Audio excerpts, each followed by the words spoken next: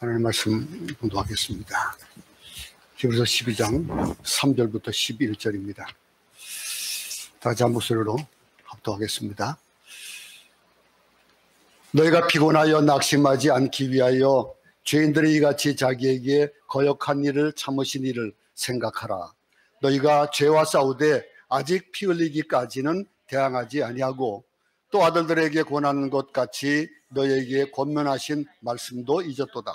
일러스되 내 아들아 주의 징계하심을 경히 여기지 말며 그에게 꾸지람을 받을 때에 낙심하지 말라.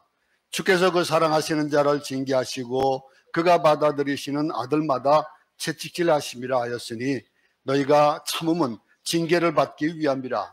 하나님이 아들과 같이 너희를 대우하시나니 어찌 아버지가 징계하지 않는 아들이 있으리요. 징계는 다 받는 것이거늘 너에게 없으면 사생자여 친아들이 아니니라. 또 우리 육신의 아버지가 우리를 징계하여도 공경하였거든 하물며 모든 영의 아버지께 더 복종하며 살려하지 않겠느냐. 그들은 잠시 자기의 뜻대로 자기를 징계하였거니와 오직 하나님은 우리의 유익을 위하여 그의 거룩하심에 참여하게 하시느니라. 무릇 징계가 당시에는 즐거워 보이지 않고 슬퍼 보이나 후에 그로 말미암아 연단받은 자들은 의와 평강의 열매를 맺느니라. 아멘. 저희 집에 뒤에 망고나무가 큰 나무가 하나 있었습니다. 몇 년 자라지도 않았습니다. 아마 수령은 한 10년도 안 됐을 것 같아요. 그런데 한 해 안에 처음에는 덩치가 작았는데 빨랫줄을 걸다 보니까 이 빨랫줄이 나무가 커가니까 자꾸 나무를 갖다가 파먹고 그러더라고요. 그래서 빨랫줄을 걷었는데 그 이후로 몇 년 되지도 않은데 막 아름드리가 돼버린 거예요. 근데 이게 삐꼬망고인데 그것도 맛있어요, 그것도. 그런데 그게 중요한 게 아니고 나무가 넘어가는 거예요. 점점 넘어가서. 그래서 이게 위험해지겠더라고요. 집이 무너질 것 같아서 허락을 했더니, 신청을 했더니 와서 아주 빠르게 잘라줬습니다. 근데 그 나무들이 보면은 참 잘 자라요.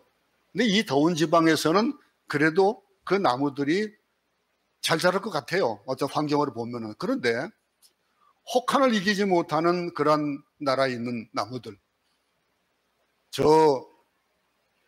속리산이나 아니면은 저 지리산이나 또는 한라산이나 높은 데 있는 나무들은 비바람을 만나고 눈을 맞고 그러면서 혹한을 견디면서 자라갑니다.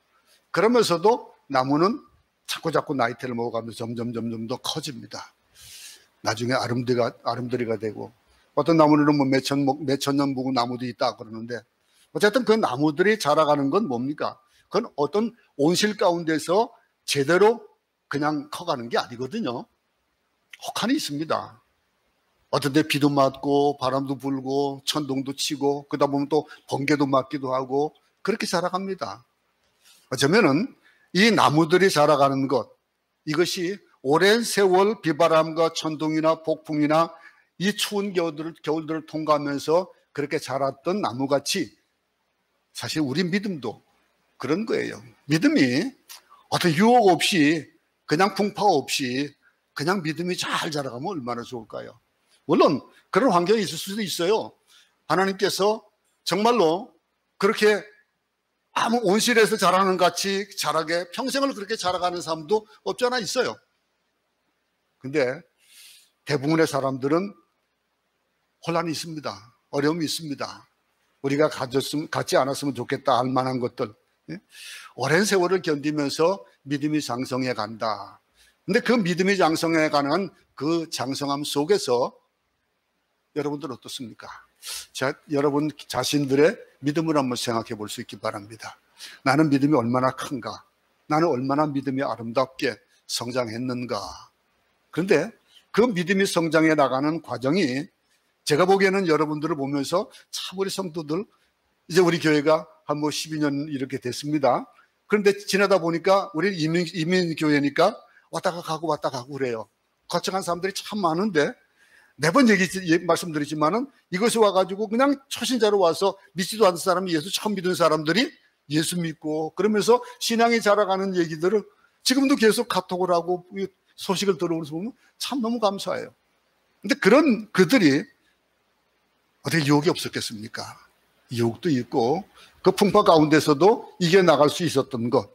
참 그건 오늘 이 히브리서 11장에 우리가 살펴본 이 믿음의 사람들도 한 사람도 예외 없이 그들 모두가 엄청난 고난과 또 고통의 터널을 지나고 역경의 산을 넘고 그러면서 아주 무서운 기다림의 세월들을 거쳐왔던 신앙의 선배들이 소개되어졌습니다.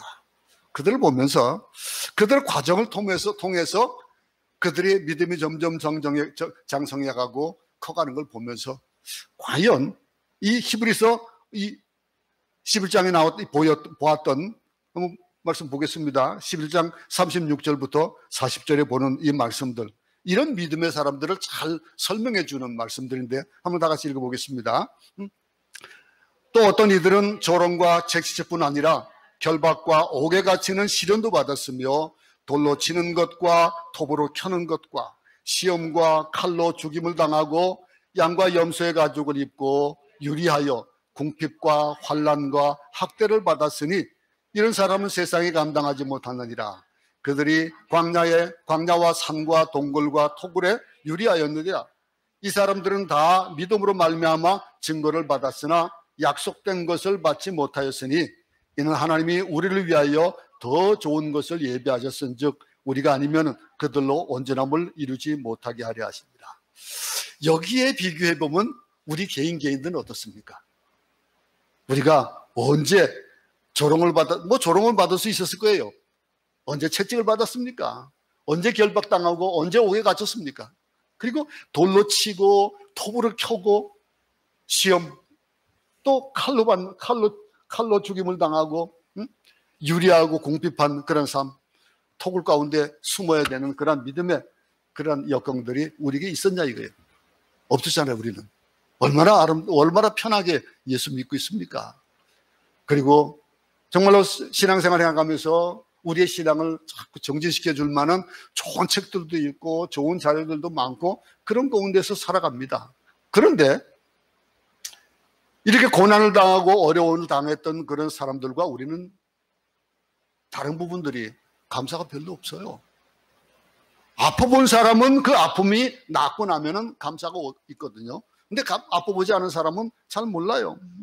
구원은요, 행함으로 얻는 것이 아니고 믿음으로 값없이 얻는 것이다 라고 하는 것은 우리가 잘 알고 있고 또 그걸 뭐 암기하다시피 또 그가 당연한 것이 알고 있지만은 근데 그거는 결코 값없이 주어지는 건 아니에요. 그 값없이 주어지는 것 아니고 값으로 계산하고 지불할 수 없기 때문에 그것은 뭐라고 얘기합니까? 은혜로 주어진 것이다. 이렇게 얘기를 합니다. 은혜로 주어진 것. 우리 믿음은 이 믿음으로 의로워지고 구원을 받는 것, 그것을 믿는 믿음. 근데 믿음은요, 행함으로 의로움도 받습니다.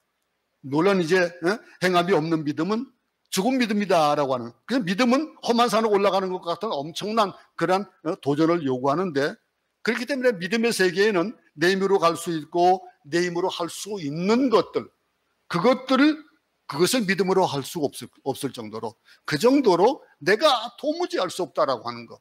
그런 고백을 할 때 이런 구원에 대한 감격이 있는 거예요. 내가 하는 것, 내가 주일날 나와서 예배드리는 것, 내가 뭐 성경 읽는 것, 내가 어떤 모임에 우리 구역 예배 모이거나 어떤 모임에 모이는 것, 이런 것들 내가 하는 것, 그것을 가지고 우리가 잘했다 칭찬을 받을 만한 그런 일들은 아니에요.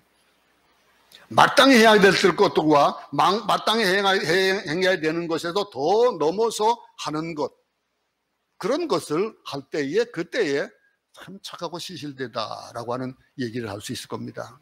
여러분, 이 예수님의 힘으로 갈 수 있는 이 믿음을 우리는 그러면 행함을 가지고 그러면 우리 구원을 얻을 수 있냐? 그건 아니잖아요. 그런데 그 행함은요, 믿음을 가진 사람이 마땅히 해야 되는, 당연히 해야 되는 의무예요. 그 행함은 의무예요, 사실은요. 그 의무를 다하지 못하면은 가치가 없는 거예요. 어떻게 생각하십니까? 우리가 삶의 현장이 날마다 살아가면서 정말 얼마나 상사 눈치 봐야 되고 또 남의 돈 벌기가 얼마나 힘듭니까? 참 아침부터 저녁까지 땀 흘리고 힘 빼야 되는데, 그러면 믿음 세계도 마찬가지예요. 근데 믿음의 세계는 사실은 더 비싸요.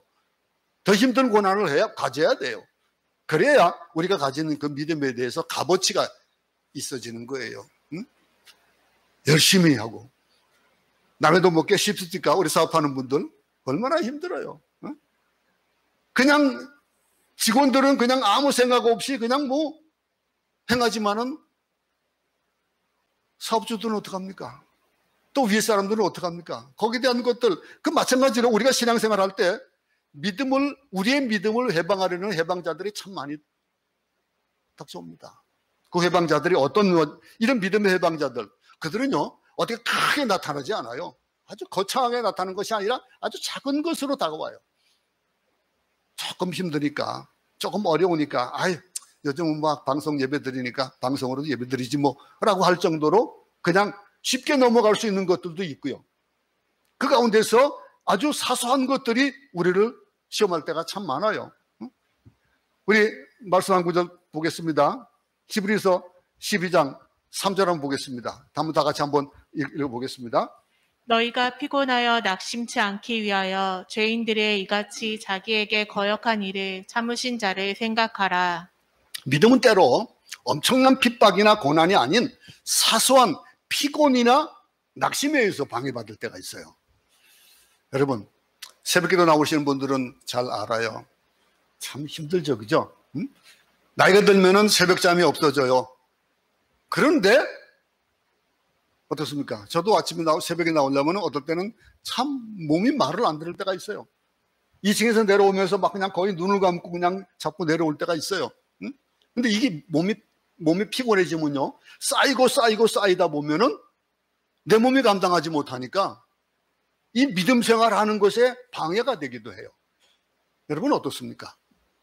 물론 그 일을 새벽기도 나오게 해가지고 일찍 자고 준비하고 그러면야 좀 좋죠. 그런데 상황은 또 그렇지 않을 때가 많잖아요. 그러다 보니까 이 피곤이 누적되고 그러면 어떻게 될까요? 이 벌레가 조그마한 큰 나무, 이 조그마한 벌레가 큰 나무 밑둥을 조금씩 갉아먹기 시작하면 어떻게 됩니까? 걷잡을 수 없어지는 거예요. 세상에서 가장 비싼 그 벌레가 뭔지 알아요?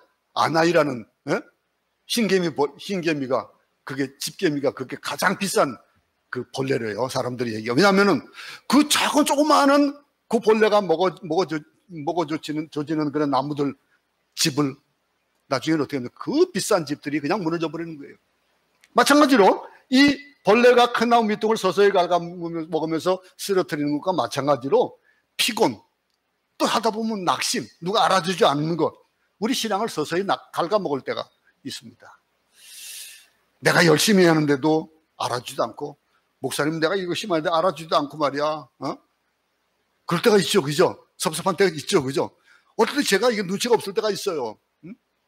눈치가 없어서 못 알아들 때, 그럴 때 낙심하지 마세요. 이 신앙생활 하다 보면요, 피곤한 일들이 누적이 될 수밖에 없어요. 왜냐하면 하여야 될 일들, 그거를 우리의 삶에서 해야 될 일들이 어떻게 보면 더 어렵게 느껴질 때가 있고요. 또 하지 말아야 될 것들 때문에 우리가 힘들 때가 있어요. 불편한 인간관계라든가 과중한 일들, 무리한 계획들, 수많은 시험거리들, 이게 피곤이 되죠. 이제 우리 식사를 그동안에 못하다가 이제 대면하면서 식사를 합니다. 근데 여러분도 맛있게 들죠. 그런데 그 뒤에는 수고하는 사람들의 수고가 어떻게 되지 알아요? 토요일 되면 막 그냥 새벽에 새벽장을 가요. 새벽장 가다가 토요일 날 하루 종일 정만하는 거예요. 근데 장만하고 열심히 하고 그러는데 먹는 건 뚝딱 그냥 20, 30분이면 끝나요. 그죠? 근데 그 수고하는 사람들, 근데 우리 남성애들이 가끔 설거지 해주고 그런다며요. 얼마나 감사한지 몰라요. 응? 그런 것들, 이런 일들이 사실은 그 피곤을 풀어줄 수 있는 그런 일들이잖아요. 설거지하는 것이 얼마나 큰 피로를 풀어주겠습니까만은 얼마나 우리에게 이 낙심하지 않을 수 있는 것들, 이런 피곤이 누적되면요, 우리 쉽게 낙심하거든요. 낙심하면은 하나님이 내게 주시는 그 계획과 풍성한 삶을 포기하고 하나님의 일에도 흥미를 잃고 절망 가운데서 점점 뒤로 처지게 되는 그런 경우가 만들어져 가요. 혹시 여러분들은 어떻습니까? 그 힘들 속에서 이런 피곤이 누적되고 있는 그런 것들. 근데 여기 히브리서 기자자는요, 피곤과 낙심을 이기는 비결을 소개하고 있어요. 그가 가르친 비결은 뭡니까? 피곤하고 고된 삶을 사셨지만은 그 모든 고난을 이겨내셨던 예수님을 바라보라 얘기하고 있어요. 힘든 일들, 한번 예수님 생각해 보세요. 예수님 인간의 몸을 입고 오셨습니다. 하나님이지만 인간의 몸을 입고 오셨으니까 그 삶이 얼마나 피곤한 삶이었습니까? 비록 3년밖에 되지 않지만은 밤이면 지친 몸을 이끌고 집에 들어가 쉴 만한 집 한 칸 없으셨어요. 그리고 밥 먹을 시간조차 없었어요. 이 가는 곳마다 사람들이 찾아와 가지고 자신들의 필요를 구하고 자신들을 도와주기를 바라고 항상 수많은 군중들이 쫓아다녔어요. 그런 일들. 근데 성경 어느 곳을 봐도 예수님이 피곤해 지치셨다고 표현한 것이 없어요. 이 피곤한 것, 피곤한 일이 없어서 예수님께서 피곤함에 지쳐가지고 어땠습니까? 오죽 피곤하셨으면은 그 파도가 치는 배에서 고물에서 주무셨겠어요. 그죠? 네? 이런 일들, 이 가는 곳마다 피곤함을 주는데도 예수님 주위를 감싸고 있지만은 결코 피곤해하거나 낙심하지 않으셨습니다. 심지어는 십자가를 지시는 그 일을 당하면서도 그 일을 당당히 감당했어요. 예수님을 공격하고 죽이려고 하는 사람도 있었지만은 근데 그들도 예수님을 낙심시키지 못했습니다. 피곤하고 지칠 때 우리가 뭐라고 합니까? 예수 그리스도를 바라보라 라고 지난 시간에 우리가 따라왔습니다. 예수를 바라본다 라고 하는 거. 그러면 이 우리를 좌절시키고 절망시키는 피곤, 낙심, 당연히 해방되고 자유함을 누릴 수 있는 것, 예수님을 바라봄으로 말미암아 가능한 거예요. 사람들이 여러분들을 피곤하게 하십니까? 그 피곤하게 하는 것, 어떤 일들이 여러분을 피곤하게 합니까? 어쩌면 우리 스스로가 우리를 피곤하게 할지도 몰라요. 내가 더 편하고 나를 위한 것도 어떤 경우라도 예수 그리스도를 깊이 생각하고 그리고 바라봐라 라고 말씀했습니다. 우리가 주님이 새로운 기쁨과 능력, 위로와 그런 풍성함을 물붓듯이 부어주실 것을 바라는 그런 예수님을 바라보면 그런 결과가 나타나게 된다라고 하는 거예요. 그래서 히브리서 기자는요, 이 낙심을 이길 수 있는 방법을 한 가지 소개하고 있어요. 그게 뭡니까? 4절 한번 보겠습니다. 너희가 죄와 싸우되 아직 피 흘리기까지는 대항치 아니하고 그랬습니다. 이게 뭡니까? 이 말씀은요, 신앙생활은 우리가 피 흘리는 데까지 가야 된다라는 거예요. 여러분, 겁나죠? 어떻습니까? 우리의 신앙이 그런 거예요. 다시 말하면요, 신앙생활은 순교하는 데까지 가야 된다는 거예요. 그 얘기를 얘기하고 있어요. 억울하고 누명 쓰고 희롱당하는 것 누가 좋아하겠습니까? 그 좋아하지 않죠. 평안함 속에서 적당히 신앙생활 하길 바라죠. 그래서 많은 사람들이 큰 교회 가가지고 뒷전에 앉아서, 근데 요즘은 얼마나 좋아요. 대면이 왜 안 나와도 옛날 같으면은 그냥 불같이 막 그냥 전도사님들이 또 사역자들이 전화하고 왜 안 나오십니까 그럴 텐데 그런 거 없죠. 그러면 또 아침에서 예배 드렸어요. 그러면 그냥 끝나니까. 실명제로 거기에 나오면은 누가 동참했고 그런 것들이 다 나오는 줌 예배를 드린다면 아마 그건 가능할 거예요. 꼼짝없이 나가야 되니까, 꼼짝없이 참석해야 되니까. 그런데 유튜브 예배는 또 안 그러잖아요. 여러분, 히브리서 기자가요, 우리가 피 흘린 데까지 싸워야 된다 이렇게 얘기를 하고 있어요. 이것이 신앙생활하는 거. 이 목숨을 걸고 싸워야 된다는 말이에요. 우리는요, 신앙생활하는 것을 10,000원을 헌금하느냐 100,000원을 헌금하느냐 20,000원 헌금하느냐 그 문제가 아니라는 거예요. 10,000원이냐 20,000원이냐가 아니고 우리 내 소유 전부가 하나님 거냐 내 거냐 이걸 결정하는 것이라는 거예요. 우리 신앙생활은. 여러분의 것 누구 겁니까? 여러분 겁니까? 누구 겁니까? 하나님 거예요. 그것을 결정하는 거. 신앙생활은요, 일주일에 몇 번 성경 공부하고 예배를 드리냐 이런 문제가 아니에요. 거기에 신앙의 척도를 얘기할 수 있는 것이 아니고 생애 전체를 하나님께 바치느냐 마느냐 그거예요. 물론 여러분 그렇기 때문에 여러분은 모두 다 사역자가 되고 열심히 다 하라는 건 아니잖아요. 이런 예수를 위해서 내가 순교하는 데까지 가느냐 못 가느냐 이 싸움이라는 거예요.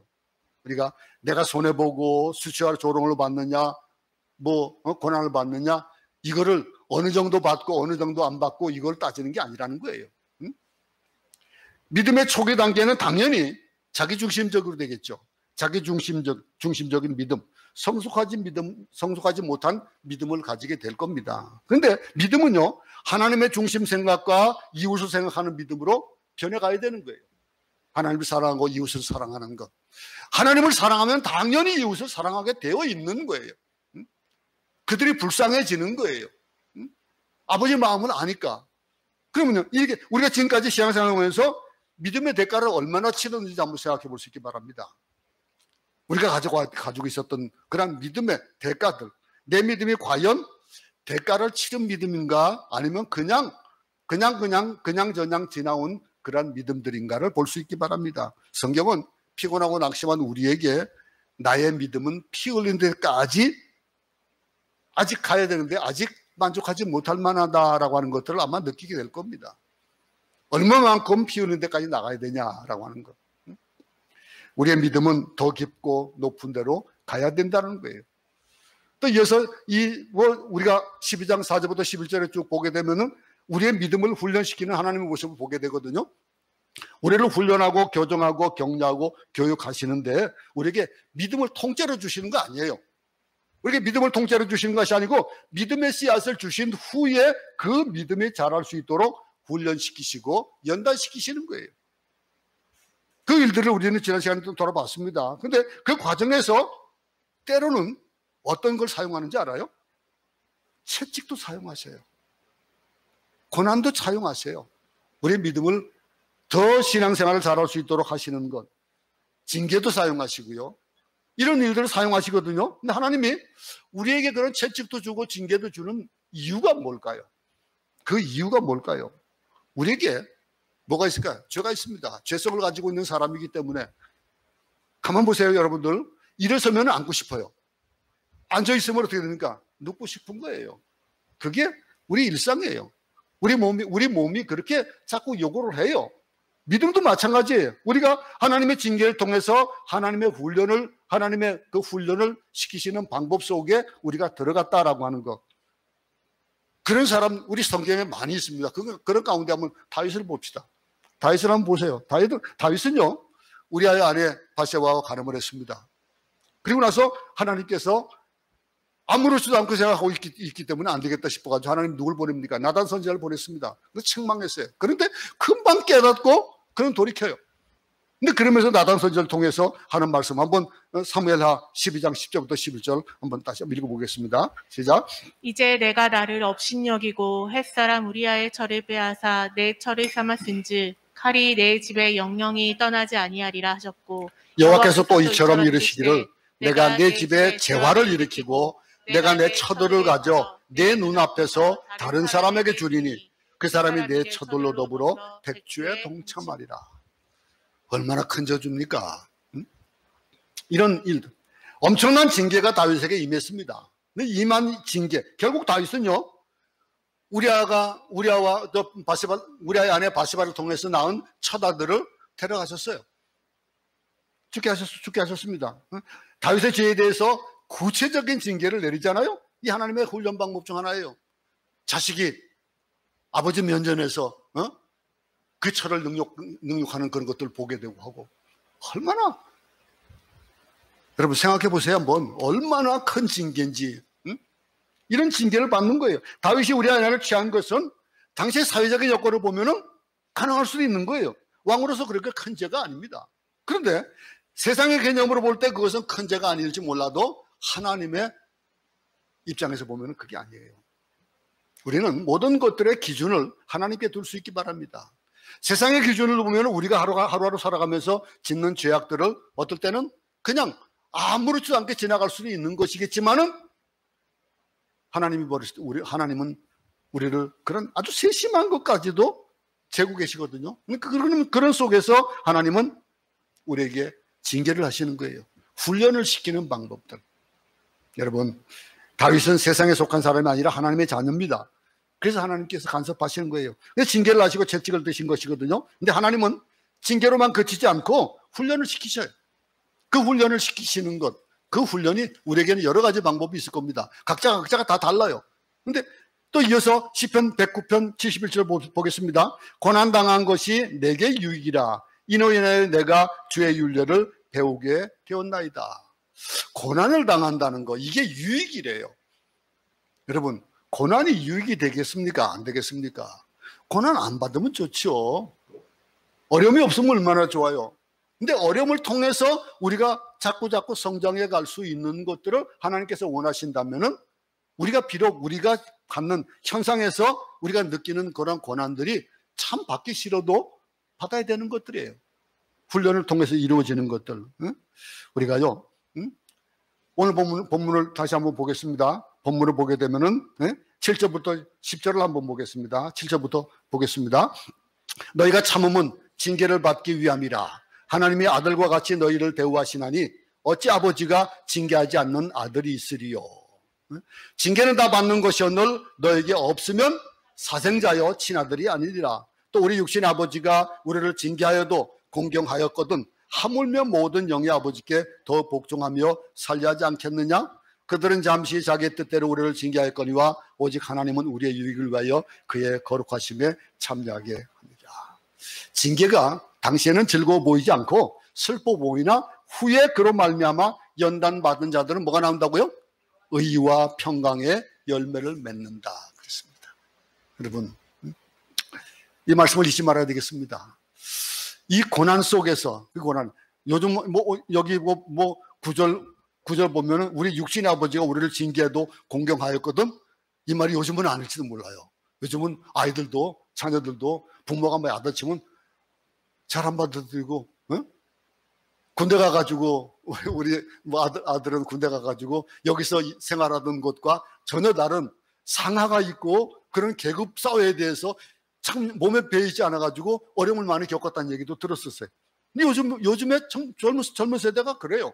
그런데 우리가 이 일들이 징계를 받았어도, 육신의 아버지에게 징계를 받았어도 공경한다라고 하는, 아버지를 공경하는 그 마음이 있다라고 한다면은 우리의 영의 아버지께는 어떻게 했나 이거죠.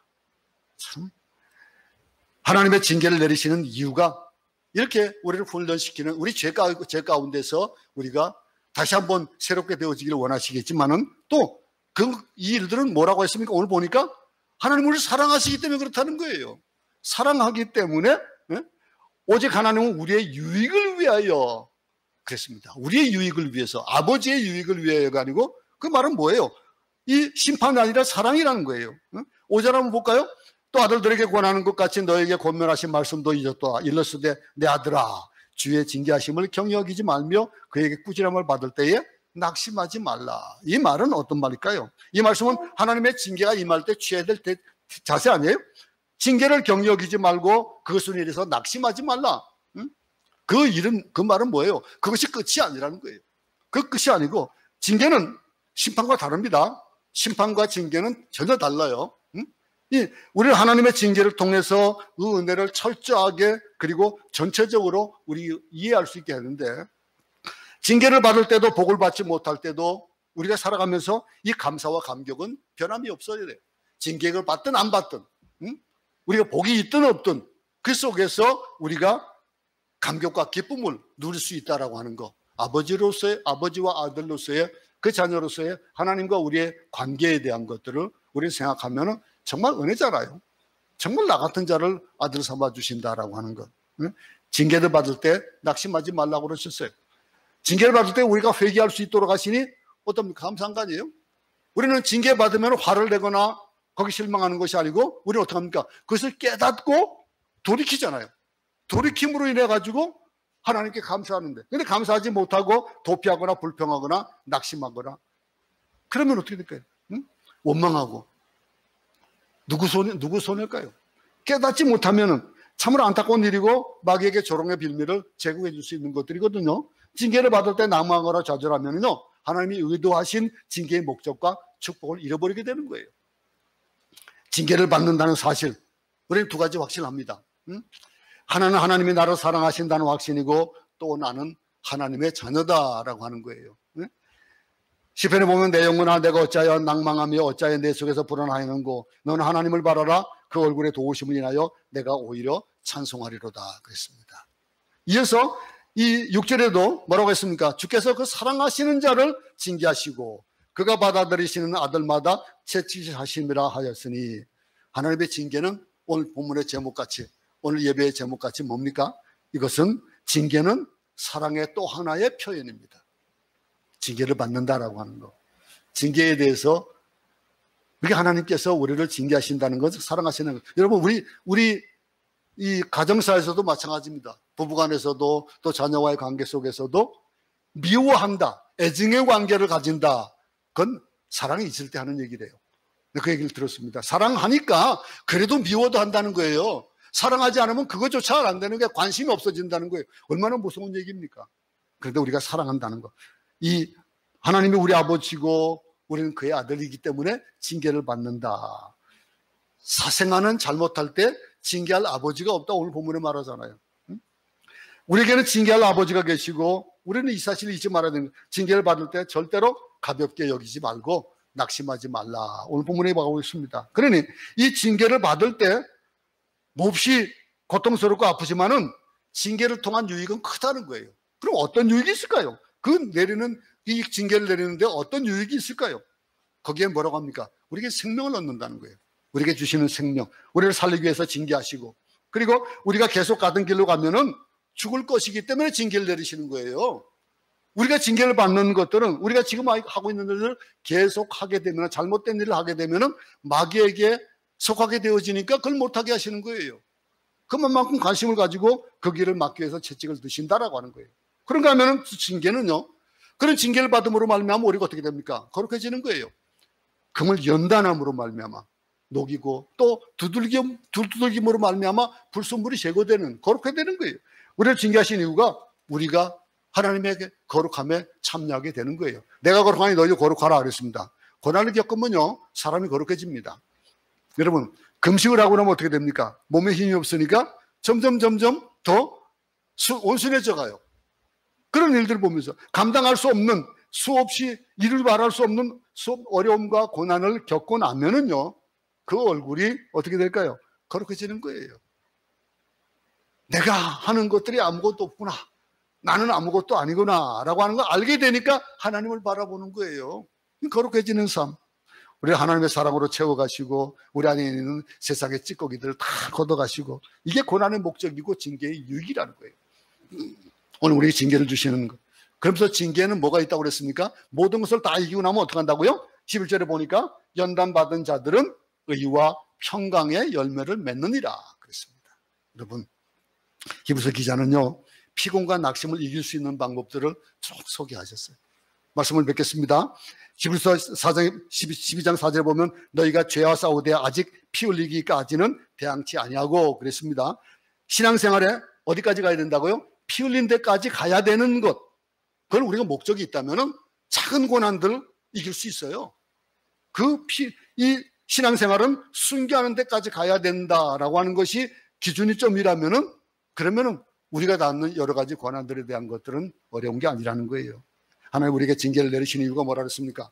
우리에게 죄와 허물이 있기 때문에 그 죄와 허물을 벗어버리고, 그건 뭐고 사랑하시기 때문이라는 거예요. 그리고 또 뭐라 그랬습니까? 이 징계를 얻음으로 인하여, 징계를 받음으로 말미암아 우리에게는 새로운 생명을 주신다 그랬습니다. 하나님의 징계는 우리를 거룩하게 하고 그리고 우리로 하여금 의와 평강을 누리게 하신다 그렇게 말씀했습니다. 오늘 말씀에서 우리에게 주시는 이 고난은 사랑의 또 다른 표현이라는 것. 우리에게 혹이라도 우리가 고난을 받고 살면서 신앙 때문에 겪는 작은 불편함, 이런 것들을 우리는 크게 여기지 않고 하나님께 가까이 나가게 하기 위해서 주시는 연단이라고 받고, 그 조그만 연단들도 어려워하지 말고 우리 신앙을 정말 순교하는 데까지 나아가는 우리 모두가 되길 바랍니다. 그러면은 최악의 환경이 최선의 환경으로 바뀔 겁니다. 그런 고난을 받으면서 우리가 믿음을 이겨나가는, 그런 고난이 있다 할지라도 그 믿음을 주시는, 더 나은 믿음을 원하시는 그 하나님의 마음에 합해가는 우리 삶이 되기를 간절히 바랍니다.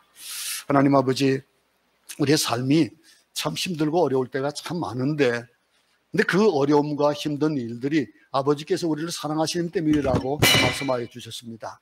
하나님, 우리가 온전하게 주님이 바라시는 대로의 삶을 살아가게 하여 주시옵소서. 고난이 있다 할지라도 그 고난을 십자가 지는 그 순교하는 데까지 나아가는 그런 기준점을 가지고 살아가는 우리 모두가 되도록 도우시옵소서. 지금은 우리 주 예수 그리스도의 크신 은혜와 하나님 아버지 무한하신 사랑하심과 성령님의 감화 감동 기르고 다신 역사가 우리가 고난이 있더라도 그 고난이 주님의 다른 사랑인 것을 깨달아 아는 그러한 삶을 살기를 작정하는 경양성교의 모든 성도들의 머리와 생업과 학업과 조국과 이 땅의 택한 백성들을 위해 지금부터 영원히 함께 있을지어다. 아멘.